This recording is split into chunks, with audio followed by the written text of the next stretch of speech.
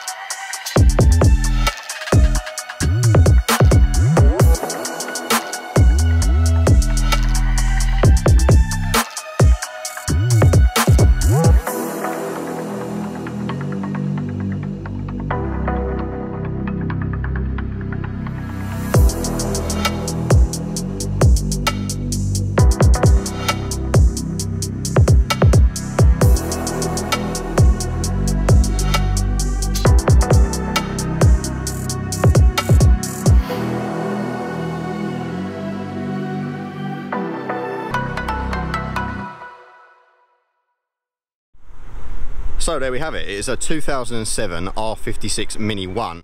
But you could be fooled because this actually has quite a few modifications by the previous owner. So there's a lot of JCW, that is John Cooper Works kit, fitted to this vehicle, which we'll go around now and have a look, while we have a little look at the exterior of the car. So you can see in terms of colour, we've got Astro Black Metallic, which is almost like a sort of bluish colour. So I don't know if I can get some kind of good shots of it. Definitely needs a bit of a polish here, but you can kind of see the metallic texture of the paint there. It's kind of a nice dark blue almost, and all of the chrome has been de-chromed with gloss black wrap, which actually looks really nice.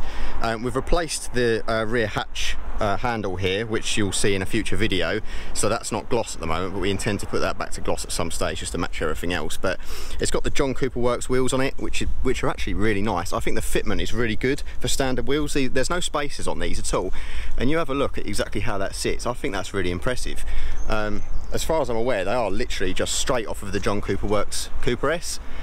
And plumped on here, so they do make for a slightly harsher ride, and of course this is only the 1.4 naturally aspirated engine in here, so in terms of power, it's around 95 horsepower I believe, which isn't actually too bad for a 1.4, especially in a sort of a small and light car like this. So it's actually a co-derived BMW and Peugeot engine.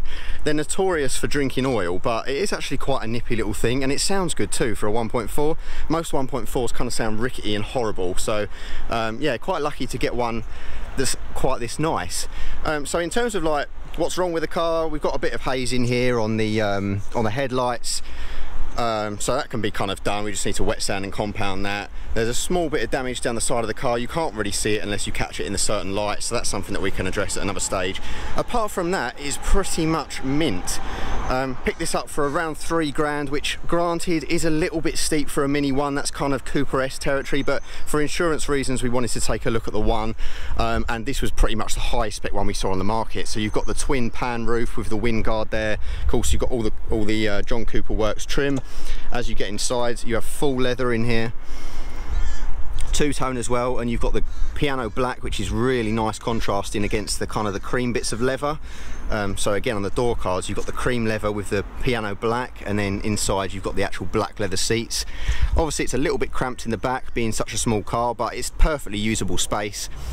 And in here we actually have quite a decent specification as well. So you've actually got the navigation, you've got all of the switches down here. You can see there's pretty much all the options fitted. So rather than just the massive gauge cluster in the middle, you've got the screen in the center, which is a kind of BMW derived system. Overall in here, quite nice, quite plush. Seats are supportive enough, and you've got the interesting key, which I'll show you in a moment, with a start-stop system. Just starts on the button, which is nice. So yeah, in terms of your controlling the infotainment, that's all done down here. It's very similar to kind of like the early BMW iDrive systems. You've got your sort of flight control style switches, which is really nice. You can kind of see there controls for the pan roof, and you've also got the black headlining in here, which does add to the sporty feel. And inside the kind of all of the lighting fixtures in here, you do have ambient lighting as well, which has multiple colors, which is really interesting for a car of this age and specification. Just really brings up the cabin. So overall you can kind of see why it was a higher priced Mini 1, even though it's not got the more powerful engine. It is a really good spec. And that's kind of what we wanted. We just wanted something that looked really nice and was sort of semi-reliable. I know this probably isn't going to be quite as reliable as your equivalent Mazda or Japanese car, let's say, but these engines do go well if you look after them all right. So yeah, something to keep an eye on. A few of the common faults, but if you know your stuff, you can find a good one of these, no issue at all. So we'll get the ignition on and have a little look at some of the electrics. We'll get a bit of a cold start for you as well, because it does sound good for a standard system. It did actually come with a Scorpion catback on it, which was far too asbo for Lucy. Obviously kind of working early mornings and stuff like that, it's just really impractical. So we have taken that system off and gone back to the standard system, but as I say, for a 1.4 it still sounds pretty good. So we'll take a listen. So the keys are quite strange on these. You get kind of like a disc key here, and that slots into the dashboard. So it goes in like that. It goes in like that, and you press it to release it like that. So once it's in, you'll hear the steering lock come off. And that's it, the electronics come on. You can see the Mini logo on the center screen here. I really do think this lifts the cabin. It's obviously quite an old system and a low res screen. You've also got a small screen here for your climate controls and DVD navigation as well.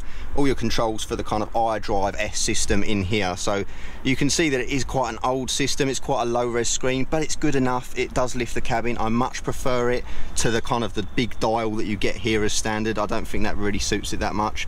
You've got all sorts of cubby holes over here. You've got like a secret cubby space which opens up here, which is really nice.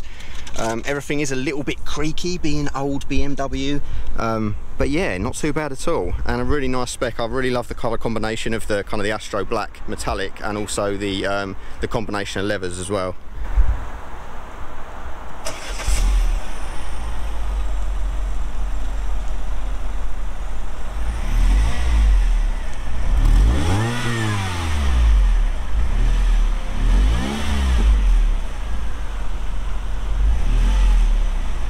So pretty much the only thing I'm not keen on specification wise is the halogen surround. So you've just got normal reflectors in here. You've not got the projector headlamps. That's obviously something that wasn't ticked as an option. We've also got these kind of semi-dynamic side repeaters, which have been obviously put on aftermarket by the previous owner. Not sure about them. I mean, it doesn't quite work, but it's certainly interesting. I suppose it makes it look a little bit more modern. Also, the first thing I always say to modernise any car is ditch these horrible windscreen wipers and stick some aero ones on. So that's going to be an eBay jobby. So what do you think? What do you think of the car? Love it. So far? Better than the Micra? Oh yeah. I mean, it is actually older than the Micra and slightly more miles, I think? No, less miles. Oh really? Yeah. Oh, okay. So there we have it, guys. We'll leave it there. That is Lucy's new car, as you can see behind me there. So we've got a few videos on this coming. We've got a few little repairs, mods and things like that. Of course, got some Cupra content coming up as well, and also got some new partnerships in the works as well. So hopefully got some good stuff going over the summer. We'll also be at Tuna Fest very soon, so first show of the year, hopefully not the last, and we'll see you guys in the next one.